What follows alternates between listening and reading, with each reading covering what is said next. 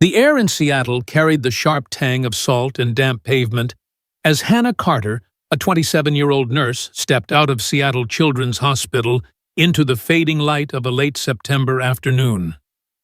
Her navy blue scrubs clung to her skin slightly damp from a long shift in the pediatric ward, 14 hours, 3 emergencies, and a juice box explosion that had left a sticky patch on her sleeve. Her chestnut hair, tied back in a loose braid, slipped from under her hoodie as she adjusted her backpack, her sneakers scuffing against the sidewalk. The city buzzed around her, alive with the hum of Pike Place Market just a few blocks away.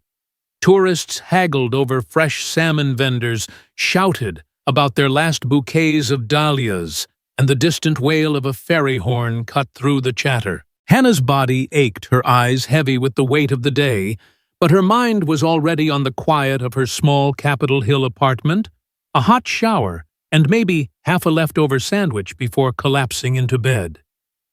She weaved through the crowd, her steps quick but steady, her breath visible in the cooling air. The market's energy was infectious, but she was too tired to absorb it. Her focus narrowed to the rhythm of her own feet. She was almost at the corner of Pike Street and First Avenue when something caught her eye.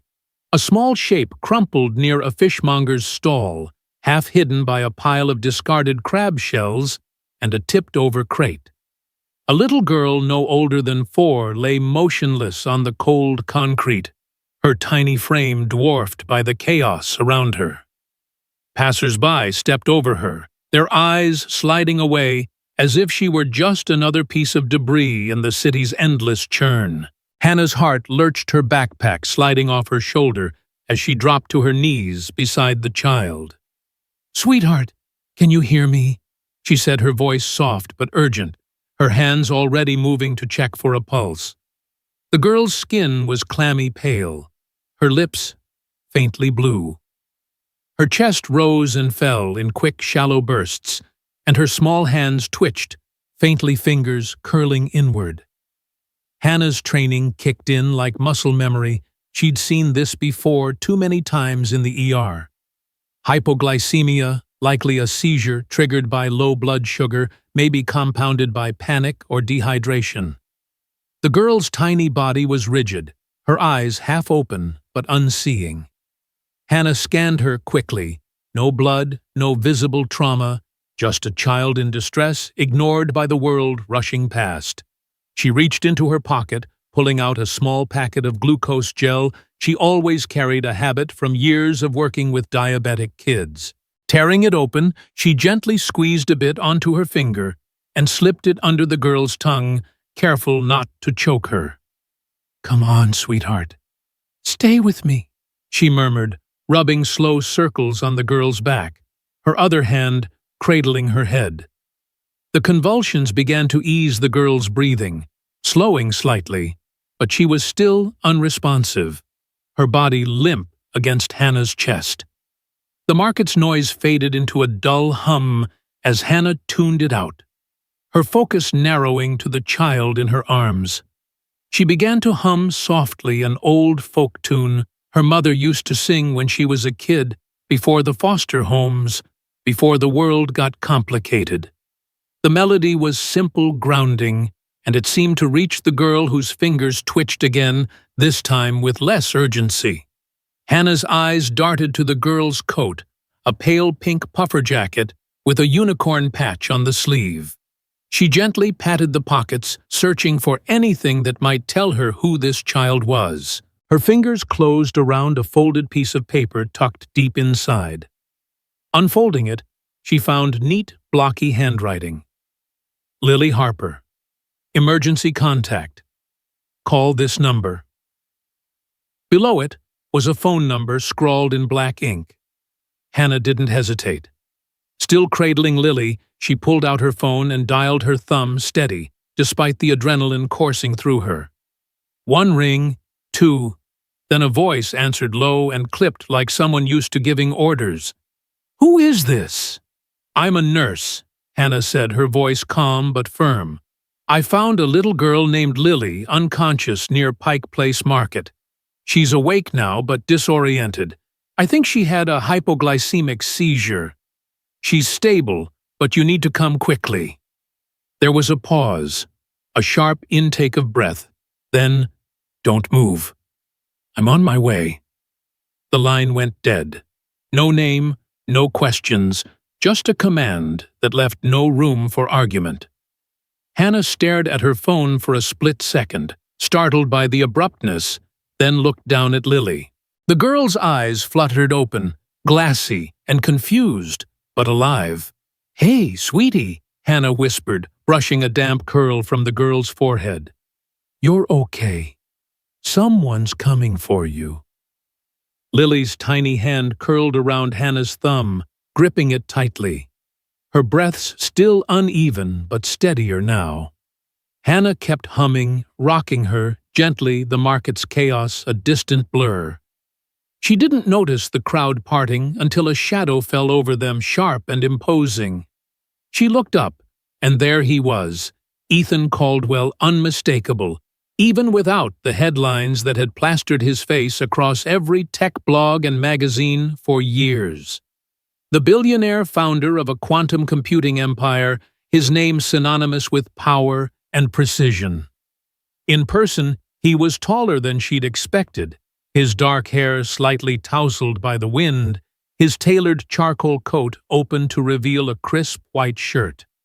His eyes, a piercing gray, locked onto Lily, and for a moment, something in his controlled expression fractured. "Is she all right?" he asked, his voice low, almost breaking. "She's stable," Hannah said, keeping her tone steady as she adjusted Lily's jacket. She had a mild hypoglycemic seizure, likely from not eating for hours. It was exacerbated by stress, maybe panic. She needs food, water, rest, and a doctor to check her blood sugar levels. Ethan knelt beside them, his movements careful, almost hesitant, as if he wasn't sure how to approach his own daughter. Lily stirred her eyes, focusing on him. "Daddy?" She whispered, her voice small but clear. She reached for him but didn't let go of Hannah's hand, her fingers tightening. Ethan's jaw clenched, his hand hovering over Lily's shoulder before settling there lightly. "Thank you," he said, his eyes meeting Hannah's for the first time. There was something raw in his gaze, something that didn't match the polished image of the man who dominated boardrooms. Hannah nodded gently, easing Lily into a sitting position. "She was alone," she said, not accusing, just stating. "Her shoes are worn thin, like she walked a long way." She pointed to the girl's tiny sneakers, the soles scuffed and fraying. Ethan's face tightened, a flicker of guilt crossing it. "She wasn't supposed to be," he said, his voice barely above a whisper. He didn't elaborate, but Hannah could piece it together. A nanny's mistake, a moment of neglect, a child slipping through the cracks of a life too busy to notice. She'd seen it before in different forms in the hospital wards and foster homes she'd grown up in. She didn't push him. Instead, she focused on Lily, brushing a speck of dirt from her cheek. "You're safe now, sweetheart," she said, her voice soft but firm. "Your daddy's here." Lily's grip on her hand loosened slightly, but she didn't let go entirely, her eyes darting between Hannah and Ethan. A black SUV pulled up to the curb, its engine a low rumble against the market's din. Two men in dark suits stepped out, keeping their distance, but clearly part of Ethan's security team. He stood lifting Lily carefully into his arms, her head resting against his shoulder. He turned to Hannah, reaching into his coat pocket and pulling out a slim leather wallet. He extracted a crisp $100 bill and held it out. "For your trouble," he said, his tone clipped again like he was closing a business deal. Hannah shook her head, standing and brushing off her knees. "I didn't stop to be paid," she said, her voice steady, her eyes meeting his without flinching. "Just make sure she gets food and rest. And don't let her out of your sight." Ethan's hand froze. The bill still extended, his expression unreadable. No one said no to him, not in his world. But Hannah wasn't in his world. She picked up her backpack, slung it over her shoulder, and gave Lily one last smile. "You're gonna be okay, kiddo," she said, her voice softening. Then she turned her braids swinging as she melted back into the crowd, her sneakers steady against the pavement. The market swallowed her, the sounds of vendors and tourists closing around her like a tide. Ethan stood there, Lily in his arms, watching her go. Her chestnut hair caught the last of the sunset, a flicker of warmth against the graying sky. He didn't move, didn't speak, just watched until she was gone. Lily's small hand curled into his coat, her breathing steady now, and for the first time in years Ethan felt something shift inside him, something he couldn't name but couldn't ignore.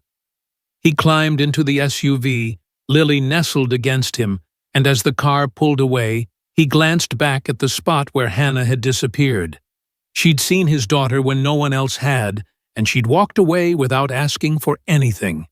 In a life built on transactions, that was something he didn't understand. Back at his sprawling estate on Bainbridge Island, Ethan carried Lily to her room. Her stuffed rabbit clutched tightly in her arms. The house was quiet, too quiet, its glass walls reflecting the dark water of Puget Sound. He set her down on her bed, pulling the blanket over her, and sat there for a long time, watching her sleep. The number Hannah had called from was still in his phone, an unknown contact in a sea of programmed names. He didn't know why he saved it, but he did. And as the night settled over the estate, cold and silent, he couldn't shake the memory of a nurse who'd knelt on a dirty sidewalk, humming a song to his daughter, asking for nothing but her safety. The ferry from Seattle to Bainbridge Island cut through the gray waters of Puget Sound, its horn a low moan against the early morning mist. Hannah Carter stood at the railing, her chestnut braid tucked under a knit beanie, her breath visible in the chilly air. She clutched a small duffel bag, her only luggage for what she'd told herself was a temporary stay. It had been 3 days since she'd found Lily Harper collapsed near Pike Place Market. 3 days since she'd dialed Ethan Caldwell's number and seen the flicker of something human in his guarded eyes. She hadn't expected the call that came last night, his voice clipped but strained, asking her to come to his estate. Not for a job, he'd emphasized, but for Lily. "She won't eat," he'd said. "She won't sleep. She keeps asking for you." Hannah had hesitated, her thumb hovering over the decline button, but the memory of Lily's tiny hand gripping hers, the way her breathing had steadied under Hannah's humming, pulled her in. Just for a few days, she'd said. For Lily. Now, as the ferry docked and she stepped onto the island, the reality of that decision settled over her like the damp air. Ethan's driver, a quiet man in a dark suit, met her at the terminal, and the ride to the estate was silent, the SUV gliding through pine-lined roads. The house loomed ahead, all glass and steel, perched on a bluff overlooking the Sound. It was beautiful in a cold, untouchable way, like a museum exhibit you weren't supposed to get too close to. Hannah's sneakers squeaked on the polished marble foyer as she stepped inside her duffel slung over one shoulder. The air smelled faintly of cedar and lemon polish, but there was no warmth in it, no trace of life beyond the hum of a distant vacuum cleaner. A woman in a crisp uniform, presumably the housekeeper, took her bag without a word, gesturing toward a wide staircase. "Miss Harper's room is upstairs," she said, her tone neutral. "Mr. Caldwell is waiting." Hannah nodded, her stomach tightening. She wasn't here for Ethan, she reminded herself, but for the little girl who'd clung to her on a Seattle sidewalk. She climbed the stairs, her hand trailing the cool metal railing, and paused at the top when she heard a small, familiar voice. Miss Hannah Lily stood in the doorway of a bedroom, her tiny frame swallowed by a pale blue nightgown, her stuffed rabbit dangling from one hand. Her dark curls were tangled, her eyes as wide, but shadowed, like she hadn't slept in days. Before Hannah could respond, Lily ran forward barefoot and threw her arms around Hannah's legs, burying her face in her jeans. "You came," she mumbled, her voice muffled. Hannah knelt, wrapping her arms around the girl, her heart aching at the tremble in Lily's small body. "Of course I did, sweetheart," she said, brushing a curl from Lily's face. "I heard you needed a friend." Lily nodded, her grip tightening, and Hannah felt a pang of something she couldn't name, something that reminded her of the foster home she'd grown up in, where trust was a fragile, hard-won thing. She glanced up and saw Ethan standing in the hallway, his tall frame filling the doorway. He wore a simple black sweater and jeans, a far cry from the tailored coat he'd had at the market. But his presence was no less commanding. His gray eyes studied her, unreadable, but there was a softness in them she hadn't seen before. "Thank you for coming," he said, his voice low, almost cautious. "She hasn't been herself since that day." Hannah stood, lifting Lily into her arms.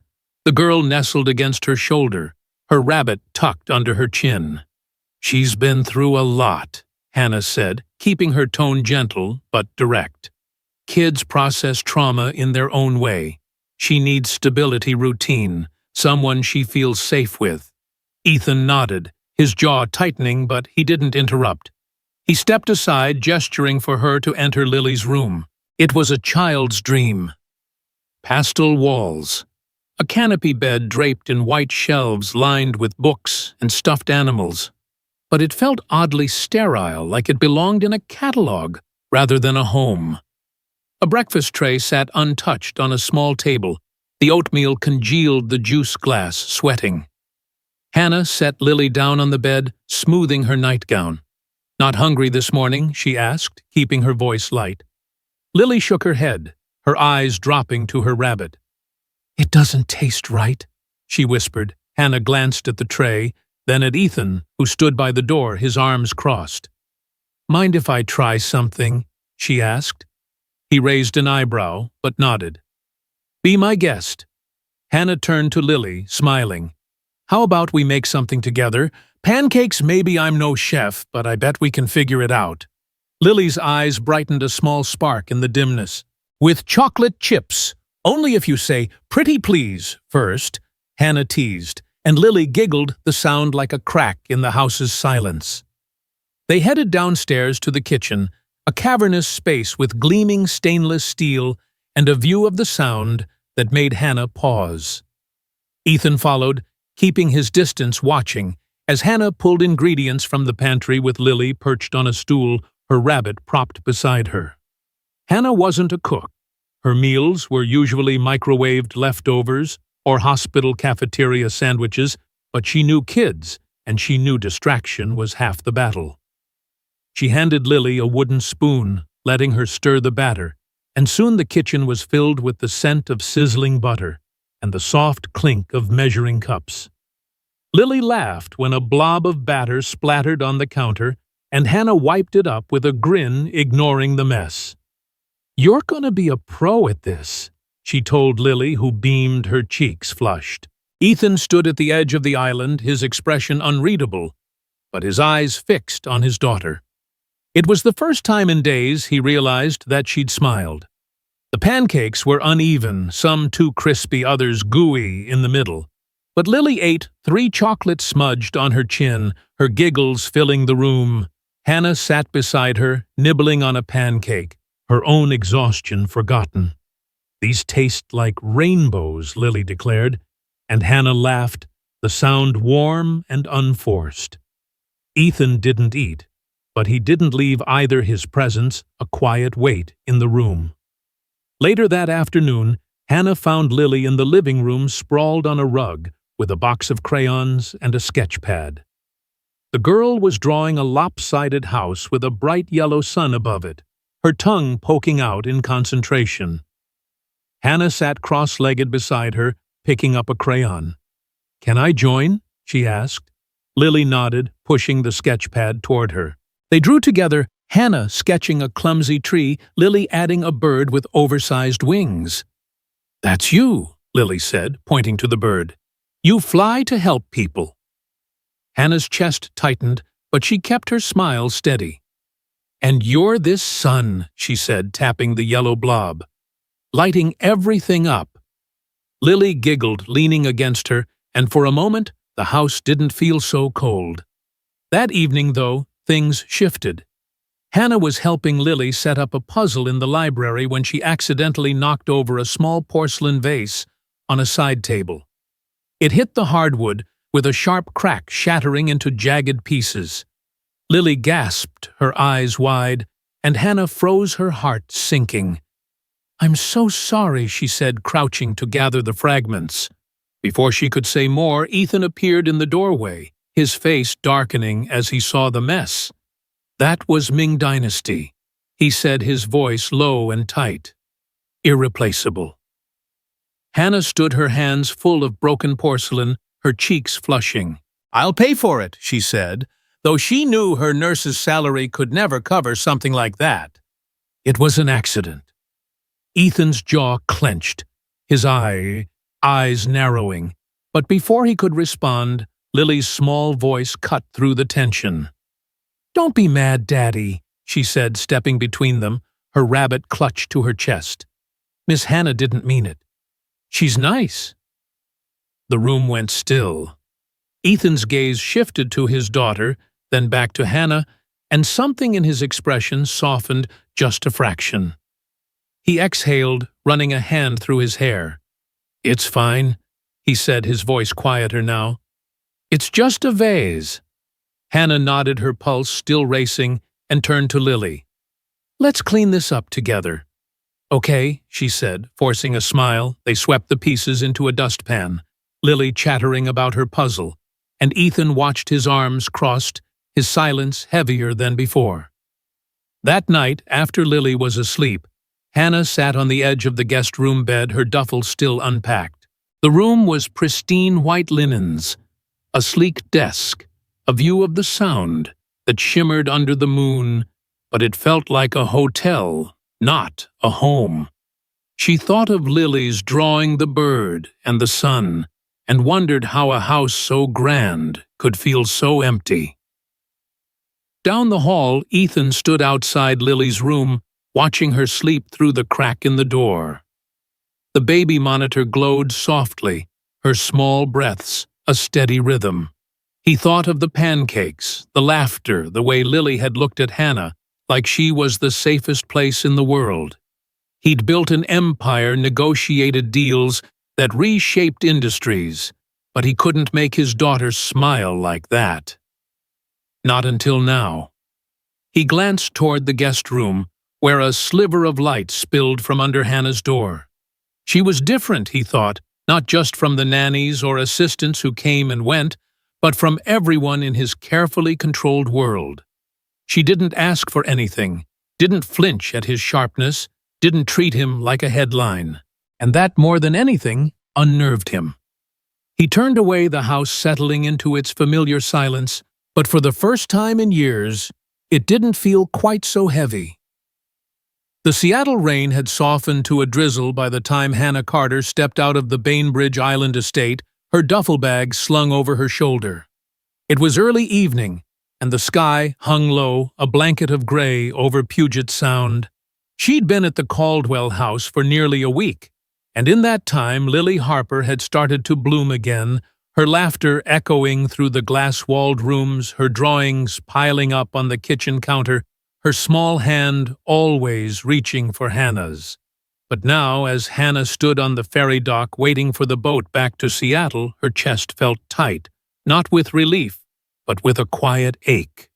She'd left a letter on Lily's pillow, her handwriting neat but shaky, explaining why she had to go. It wasn't about her, she'd written, but about keeping Lily safe from a world that loved to twist kindness into something it wasn't. The memory of the headlines still stung, splashed across tabloid sites and social media feeds that morning, a blurry photo of her, Ethan and Lily, at a park near the estate. They'd been feeding ducks, Lily, giggling as a goose snatched bread from her hand, Ethan's rare smile breaking through his usual reserve. It was a moment simple and real, but the internet had turned it into something else. Tech Titan's new romance nurse turned nanny spotted with Ethan Caldwell. The articles dug into her life, piecing together scraps, her nursing degree, her foster care, past her shifts at Seattle Children's. From scrubs to stardom. One headline screamed. By noon, her phone was buzzing with notifications, reporters, curious co-workers, even a distant cousin she hadn't spoken to in years. At Lily's preschool, the fallout was worse. A classmate had overheard their parents gossiping, repeating cruel words to Lily during snack time. "Your nanny's just after your dad's money." Lily had come home quiet, her eyes down, clutching her stuffed rabbit so tightly its ear was starting to fray. Hannah had seen the hurt in her face, the confusion, and it broke something inside her. She'd faced whispers before, hospital gossip about her long hours, assumptions she was chasing a promotion or a doctor's attention. But this was different. This wasn't just about her. It was about Lily, and Hannah wouldn't let her become collateral damage in a media frenzy. So she'd packed her bag, written the letter, and slipped out while Ethan was on a call and Lily was napping. The ferry horn sounded, pulling her from her thoughts, and she boarded, finding a seat by the window. The water stretched out dark and restless, mirroring the churn in her stomach. She didn't look back at the island. Back at the estate, Ethan sat in his home office, the glow of his laptop casting sharp shadows across his face. He'd ended his call early, a rare occurrence, when the housekeeper mentioned Hannah was gone. He'd found the letter on Lily's pillow, its words simple but piercing. "Dear Lily, you're the bravest girl I know. I'm leaving because I love you too much to let the world's noise hurt you. Keep shining, sweet girl. Love, Hannah." There was a postscript, scrawled almost as an afterthought. "Tell your dad he's doing better than he thinks." Ethan read it twice, then a third time, his fingers tightening around the paper. He'd built a life where nothing slipped through the cracks, every deal, every decision calculated, but he hadn't seen this coming. He hadn't seen her leaving. He thought of the park, the way Hannah had knelt beside Lily, teaching her to toss breadcrumbs gently, her laugh blending with his daughter's. He thought of the kitchen, the lopsided pancakes, the way Hannah had looked at him when Lily said the pancakes tasted like rainbows, not with awe or expectation, but with something quieter, something real. And now she was gone, and the house felt colder than ever. Lily woke from her nap an hour later, her small voice calling for Hannah before she even opened her eyes. When Ethan explained gently that Hannah had to go back to her own life, Lily's face crumpled. "Why?" she asked, her voice breaking. "Did I do something bad?" Ethan knelt beside her bed, his heart twisting. "No, sweetheart," he said, brushing a curl from her face. "You didn't do anything wrong. Hannah she thought it was best." But Lily shook her head, tears spilling. She made everything better. Ethan had no answer for that, no contract or algorithm to fix it. He pulled her into his arms, her small body trembling, and made a decision. He wasn't going to let Hannah disappear, not like this, not after what she'd done for Lily for him.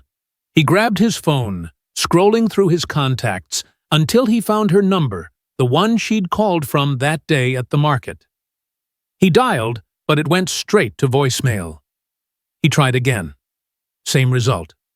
His jaw clenched, frustration rising, but then he remembered something she'd said over breakfast one morning, her voice casual as she flipped a pancake. "When I was a kid, I used to hang out at this community center in Tacoma. The nurses there were like superheroes to me. They saw people no one else did. It was a long shot, but it was all he had." He called his driver.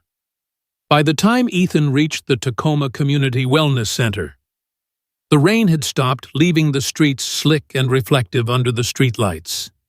The building was modest, a single-story brick structure with a faded sign and a flickering neon light. Inside it smelled of coffee and antiseptic, the hum of fluorescent lights mixing with the murmur of voices. A group of women sat in folding chairs, listening to a nurse demonstrate CPR on a dummy. Ethan scanned the room, Lily perched on his hip, her rabbit clutched tightly. And there she was, Hannah standing at the front, her hair in a messy bun, a pencil tucked behind her ear. She was mid-sentence, her voice steady and warm, when she glanced up and saw him. Her words faltered, her eyes widening. The room noticed heads turning, whispers starting. Ethan stepped forward, ignoring the stares, his focus locked on her. "I'm sorry to interrupt," he said, his voice quieter than he meant it to be. "But we need to talk." Hannah blinked, her hands stilling on the dummy. "Ethan," she said barely above a whisper, "what are you doing here?" He took a breath, shifting Lily's weight in his arms. "You left," he said, and there was an edge to his voice, not anger, but something rawer. "You didn't even say goodbye." Hannah's gaze dropped to Lily, who was watching her with big, hopeful eyes. She stepped away from the dummy, wiping her hands on her jeans. "Can we do this outside?" she asked, her voice steady but strained. They stepped into the parking lot, the air cool and damp. The streetlights casting long shadows. Lily clung to Ethan, her face buried in his shoulder, but her eyes never left Hannah. "You didn't have to leave, Ethan," said his tone softer now. "Not because of some headlines." Hannah shook her head, her arms crossing. "It wasn't just headlines, Ethan. It was Lily.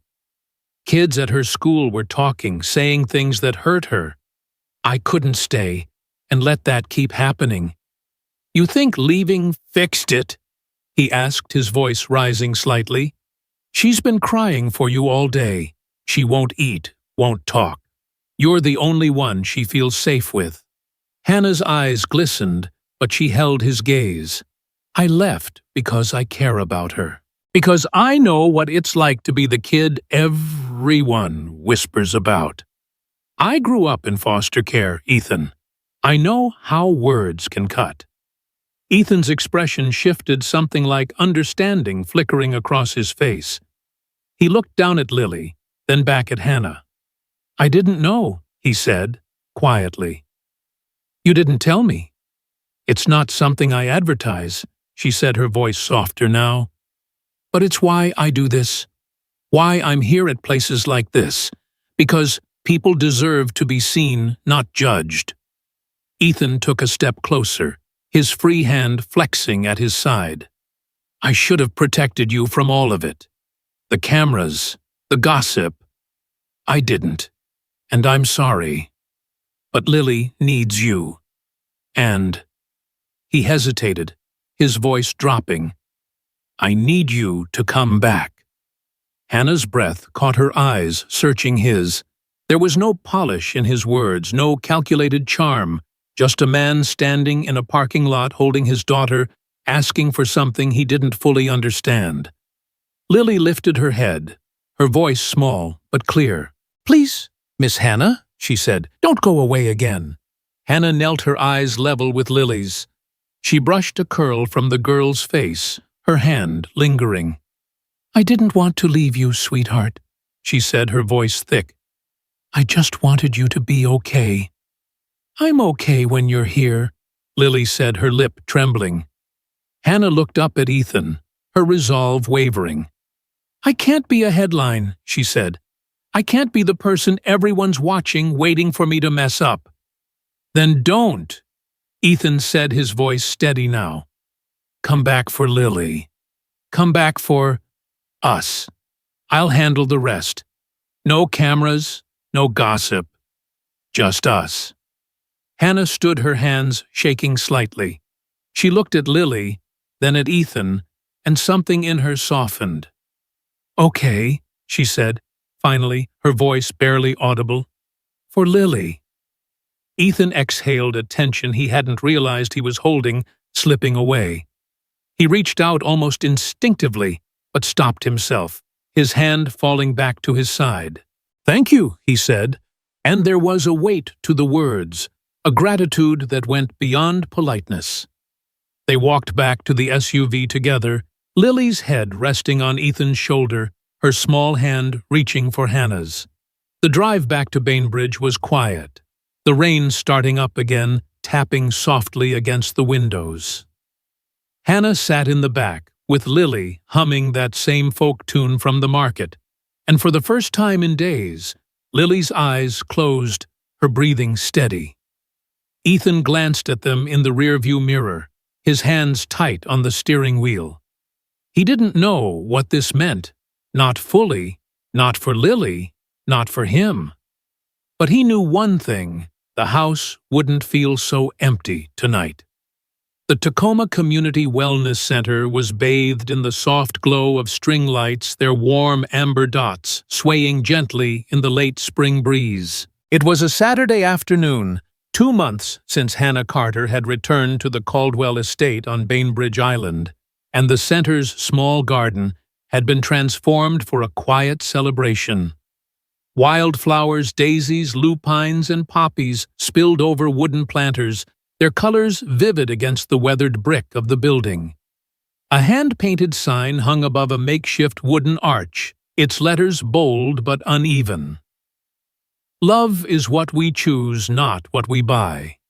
Folding tables were draped with checkered cloths, laden with homemade dishes, potato salad, cornbread, and fruit tarts brought by volunteers, nurses, and single mothers who frequented the center. Children darted between the tables, their laughter mingling with the strum of a guitar played by a local volunteer. Hannah stood near the arch, her cream sundress simple but elegant, sewn by a volunteer who'd insisted it was her gift. Her chestnut hair fell loose, catching the sunlight, and she held a small bouquet of wildflowers, their stems tied with a piece of twine. Across from her, Ethan Caldwell stood in a white button-down, sleeves rolled to his elbows, his gray eyes softer than they'd ever been. Lily Harper, in a sunflower yellow dress, stood between them, clutching her stuffed rabbit, now patched with careful stitches Hannah had added after its ear frayed again. The guests were a mix of the forgotten and the resilient nurses who'd worked alongside Hannah mothers she'd taught CPR to kids she'd bandaged at the center. There were no photographers, no reporters, just people who'd been touched by her quiet kindness. This wasn't the wedding of a billionaire. It was a promise made in a garden, witnessed by those who understood its weight.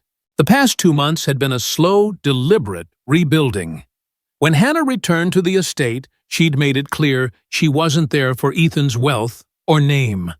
"I'm here for Lily," she'd said, her voice firm but warm. "And maybe, just maybe, for what we could be." Ethan had nodded his usual control, giving way to something humbler. He'd started small, joining Hannah and Lily for breakfast instead of retreating to his office, listening as Lily chattered about her drawings or Hannah's latest baking mishap. He'd canceled meetings to take Lily to the park, watching as Hannah taught her to skip stones across a pond, her laughter brighter than the water's shimmer. He'd even started volunteering at the Tacoma Center, at first awkwardly handing out water bottles or setting up chairs, but soon finding a rhythm among the people Hannah cared about. He'd learned their names, their stories: Maria, who'd escaped an abusive marriage; Jamal, a teen who wanted to be a paramedic; Ellen, the nurse who'd known Hannah since her foster care days. It was a world he'd never known, one where value wasn't measured in dollars, but in presence. One evening, though the fragile balance they'd built was tested, Lily had come down with a fever after a day at the beach, her small body shivering under a pile of blankets in her room. Hannah had stayed by her side, pressing cool cloths to her forehead, coaxing her to sip water, her hands steady, despite the worry in her eyes. Ethan had paced the hallway, his phone buzzing with work emails he ignored. When the fever spiked at midnight, Hannah prepared a lukewarm bath, gently easing Lily into it, singing that same folk tune she'd used at Pike Place Market. Ethan watched from the doorway, his chest tight, remembering the night his wife had died, the hospital's sterile chill, the helplessness he'd buried under years of control. "She'll be okay," Hannah said, catching his gaze, her voice calm but certain. "Kids are tougher than they look." By dawn, Lily's fever broke her breathing steady as she slept curled against Hannah's side. Ethan sat on the edge of the bed, his hand resting on Lily's small foot, and looked at Hannah. "I don't know how you do it," he said, his voice low. "Stay so steady." Hannah smiled faintly, brushing a curl from Lily's face. "I've had practice," she said. "Not just as a nurse. Growing up, I learned you either keep going or you break. I chose to keep going." That moment had shifted something in Ethan.